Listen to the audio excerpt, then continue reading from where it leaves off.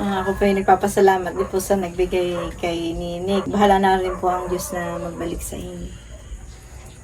Pagpalain din po kayo. Salamat po.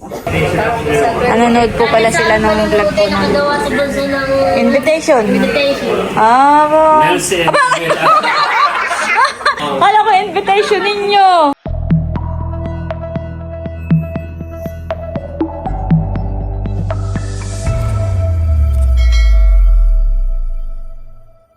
Hello po, magandang gabi po sa inyong lahat. Time check, alas 7 na po ng gabi. At kami po ni Bossing ay papunta ngayon sa Nakar, Kanaani Rose. At ihahatid na po natin yung perang ipinabibigay po ni na Ma'am Maria at Sir Dindo.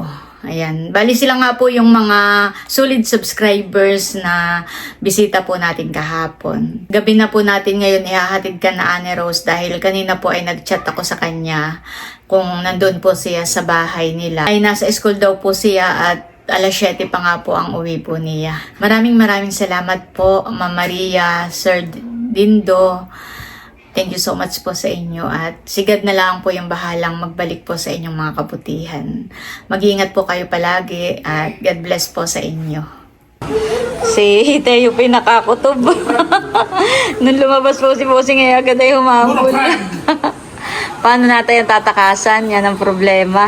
Ayan po at panakar na po kami ni Bossing. Tara guys, samahan niyo po kami. Ayan po, bali nandito na kami sa Nakar, Kanamader. Dumaan muna po kami. At yung pupuntahan po pala natin si Ate May ay nandito po sa tapat po ng tindahan. Si Ate po pala ay nandito po sa tapat dun sa aking inaanak. Doon na po siya nagtatrabaho. At yung po aking inaanak ay kapatid po niya. Tao po, magandang gabi. Nakikay nag-iimpis na. Oo. Dito ka na pala, Ate. Oo, kayo lumipat. Yung mga araw ko, kapatid ko pa. Oo, ay sa bagay. Oo. Ilang araw ka na dito sa kanya? Diba? Ah, bagong lipat ka lang. Dapat umalis. Pinayagan naman ako na yan. Umalis ka na doon sa kabila. Sabi ni ate, okay lang. Kapatid mo naman yung lipatan. Oo. Kumbaga may nagpaalam ka naman ng maayos. Hindi ka naman pinatalsik. Baka baka dahil sa pagsundo-sundo ko sa iyo, pinatalsik ka na doon. Hindi naman. Hindi naman. Okay naman kayo nung dati mong pinapasukan. Pinadadaan eh. At yung daw mga hinihingi sa akin mga recipe ng sabi ko. Ay, ate kayo, pauwi na kayo? Nag-iimpis na po sila. Antayin na po namin si Ate May at magsasarado na rin po. Hindi ka muna, bababa po sa inyo. Magsasarado na rin sila, honey.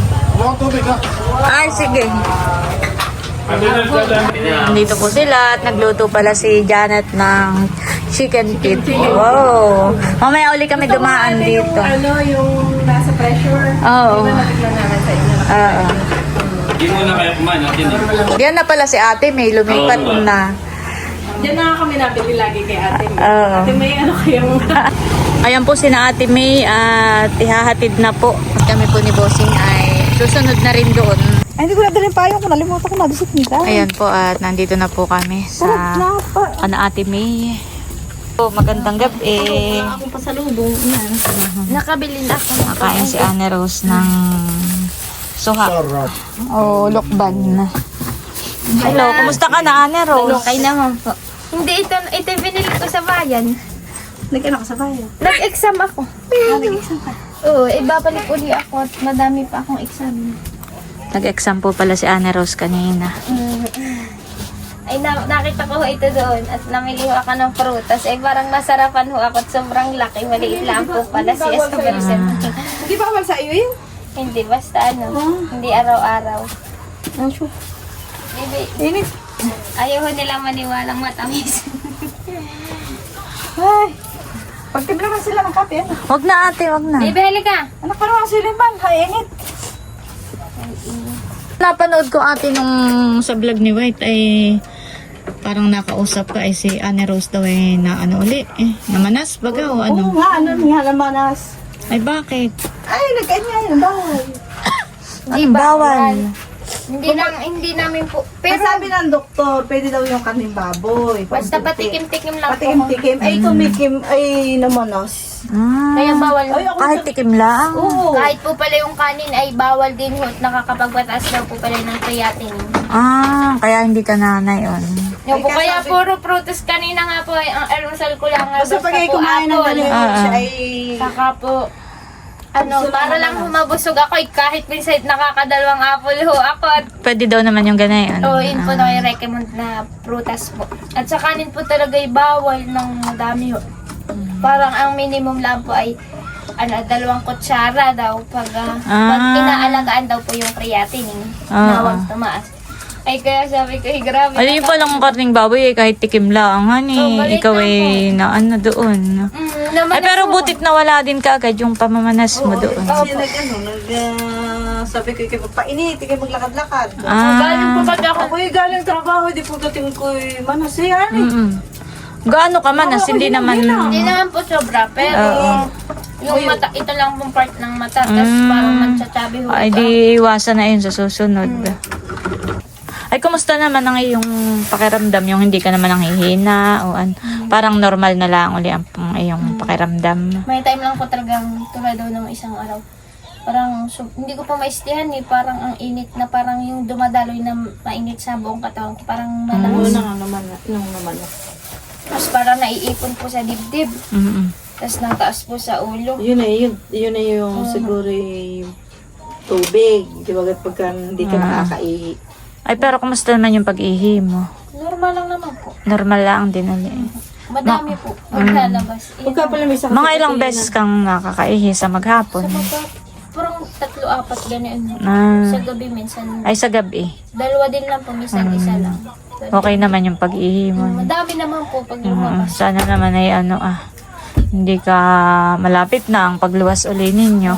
Sana naman ay okay ang magiging result at sana hindi ka madialysis. Sa Lunes kami magpapaano. Kaya doble-dobleng ingat para hindi mauwi sa dialysis. Kahapon ay merong bumisita sa amin na solid subscriber. Sila ay nasa Canada.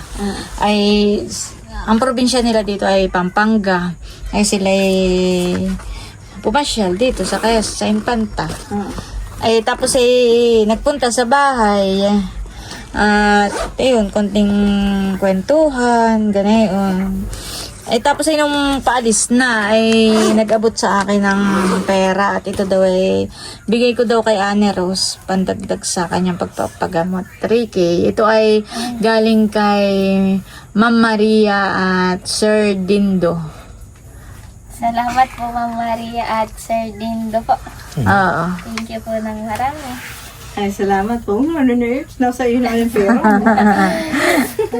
Salamat po sa nagbigay po uli ng at kami paluwis na nga uli ng 20. Sabi ko, 25 anong luwas? na. 25 po. 25 pagsibig ko. Nag-uli. At para maaga kami na. Thank you po dun sa nagbigay na itong at pera po kay Ma'am, ano na nga pong pangalan Maria. dito? Kay Ma'am Maria po sa kay Sir Dindo. Dindo. Ito po ay malaking bagay ho uli para sa akin. Gawa ho ng talagang sabi ko ho ay parang mas mahal yung mga pagkain ko ho ngayon dahil dati ho ay pwede akong kumain kahit ulam ay toyo. Ay ngayon po ay prutas talaga ho ay sabi ko nga ho ay mahagad at hindi po naman ako nabubusog ng isang apple. So sabi ko yun, malaking bagay po ito. Thank you po ng marami sa sa pagpapadala uli ng tulong sa amin. Thank you po. Ako po ay nagpapasalamat din po sa nagbigay kay Nini, kay Ma'am Maria ni Sir Dindo. Salamat po sa inyo. Sana po itong binigay ninyo ay bahala na rin po ang Diyos na magbalik sa inyo. Pagpalain din po kayo. Salamat po. At salamat din dito sa aking parehas pinsan. Pinsan po, pinsan pangalawa. Salamat at sila'y lagi nila din kaming inaalala na mag-asawa. Laging napasyal, binibisita ako. yung aking anak, kung okay ba si Nini. Salamat sa inyong mag-asawa. Si Kuya, kahit ramdam ko napapagod na palayo din naman ang biyahe, salamat. Kasi pasensya na daw. Unang-una ay tayo magpasalamat tayo sa ating Panginoon Diyos. Pangalawa ay doon sa ating mga may mabubuting puso na nagpapadala sa pagpapagamot ni Ane Rose.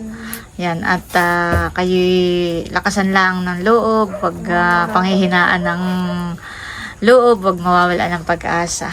Always mag-pray lang palagi. Pag ako pinahinaan ng loob ako, naiyak na lang ng tahimik. At sabi nga hindi na ako nagsasabi sa tao. Basta kinakausap ko na lang ang Diyos sa puso ko. At doon ko na dinadaing lahat. Gawa na sa tao, chichismis ka pa. Sa Diyos ay talagang pakikinggan ka niya. Lahat ng sinasabi mo na talagang bukas sa kalooban mo. Kaya ako'y nagpapasalamat sa inyong dalawa at sa lahat ng sponsor po na nagbigay sa amin at sa mga taong mabubuting puso. Salamat po. Wala na kaming ibang masabi kundi salamat. Pagpe-pray na lang po namin kayo para sa inyong kalakasan at sa mga pinansyal din na syempre lahat naman po na tayo may pangailangan. Inala po namin yung pray para sa inyo. Salamat. Salamat po. May mga nagtatanong lang po na kaano-ano daw namin si Ate May. Si Ate May po ay pinsang buo po ni Bossing. Yung tatay po ni Bossing at yung tatay ni Ate May ay magkapatid. Kaya sila po ay first cousin. Para mag-utol.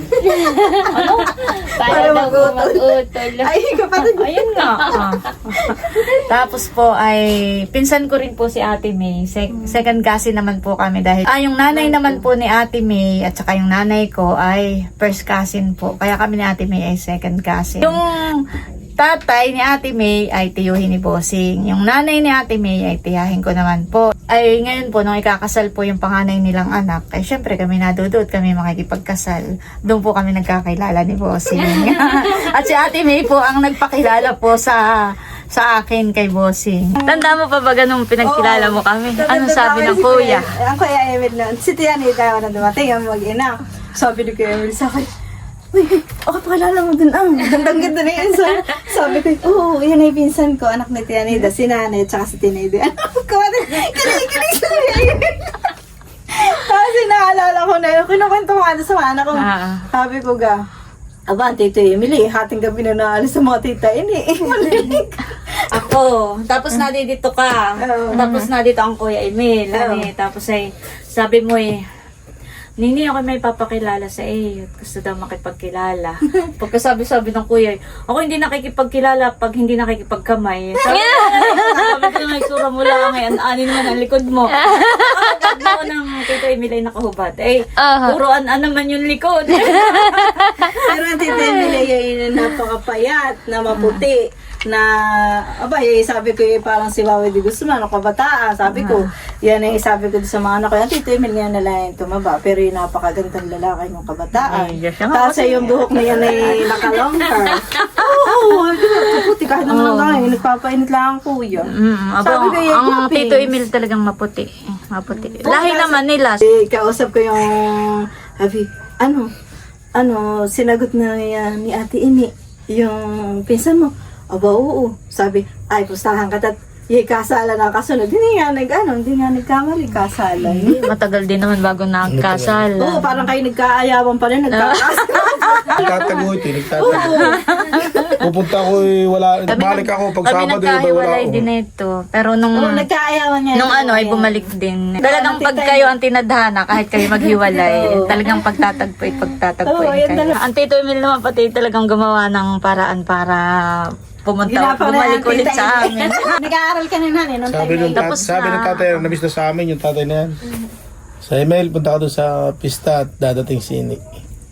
Balas 9, pero ako na doon, no? Pero hindi ko alam na padating ito. Ako ay nagulat at ako, nakita ko na doon, nakapurma. Wala na yun, parang tatay na natanggap si kuya. Hindi, tsaka nakita pati ni tatay na masipag talaga. Masipag. At saka, pag napunta sa amin, ay lagi yung may dala na, halimbawa, ay alimango, mga ganoon.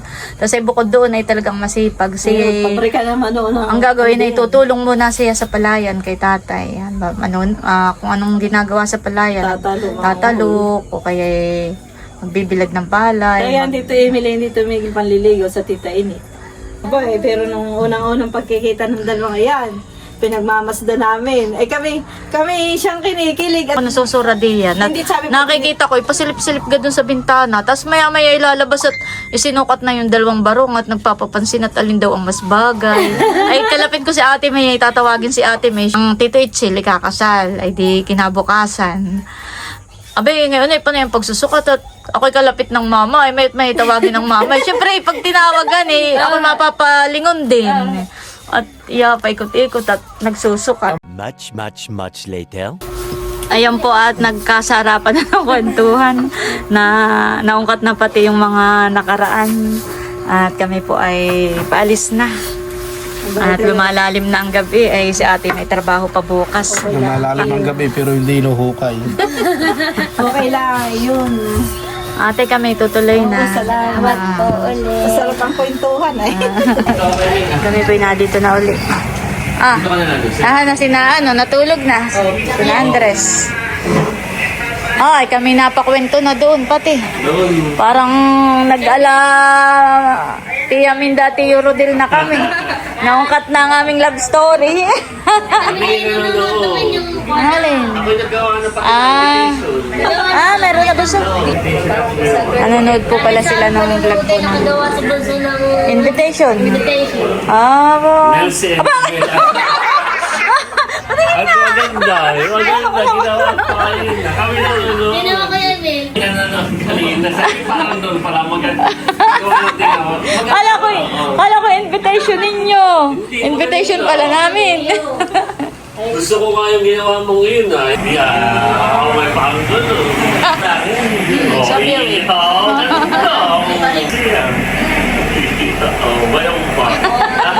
Yan yung ginawa ko. Yung nakagalayan. Yun pala ang ginawa mo na invitation. Nakala ko invitation na ninyong dalawa. Kasi nanonood sa akin parang at 25 na yun. Maiba ko ay bakit kayo hindi nagtatagay? Parang ako'y naninibago sa inyo. Aba, may pulutan to. Promotor naman. Yan eh, kanina ko pa inaalok mag-inom. Baya ayaw, matigas. So, Ayaw. nagbagong buhay na. Simula kahapon. Wala kahapon, di na Oo. natala. Ay, bakit? Proud na proud. Dalawang araw nang hindi nag-inom. Nakakatulog naman ng hindi. Pero tanong nga rin, nakatulog Okay, siya nali na talaga. Wow. Okay, siya na lang kasi. Ayan at bali, hanggang dito na lamang muna po ulit itong aking vlog at maraming salamat po ulit sa inyong lahat sa walang sawang pagsuporta at panonood. Mag-ingat po tayo palagi at God bless po sa inyong lahat. Bye-bye!